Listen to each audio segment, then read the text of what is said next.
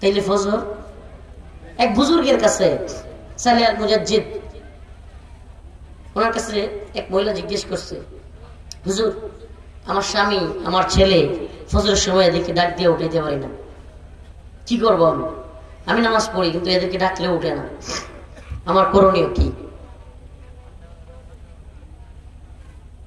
সালে আল মুজাদ্দিদ হাফিজাহুল্লাহ বললেন, বোন মনে করেন আপনার ঘরে আগুন লেগে গেছে। কি হয়েছে? আগুন লেগে গেছে। এখন তারা উঠতে চায় না, আপনি কি আপনার ঘর থেকে বের হইয়া বাইরে চলে যাবেন একা একা?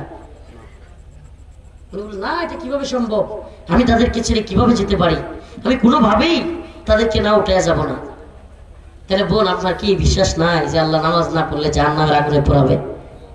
তো আপনি কিভাবে আপনার ছেলে আর আপনার স্বামী কি রাইখা নামাজটা পড়েন? চিন্তা করছেন? নামাজ না পড়লে জাহান্নামে যেতে হবে, এটা আপনি বুঝেন তো? ওই মহিলা বলল হ্যাঁ। তাইলে আপনি তখন তো আপনার বাড়িতে আগুন লাগলে আপনার ছেলেকে আর আপনার স্বামীকে রেখে কোনোভাবে আপনি কি করবেন না, বাইরে যাবেন? তাইলে আপনি নামাজের সময় তার মানে আপনার ডাকটা সঠিকভাবে হয় না।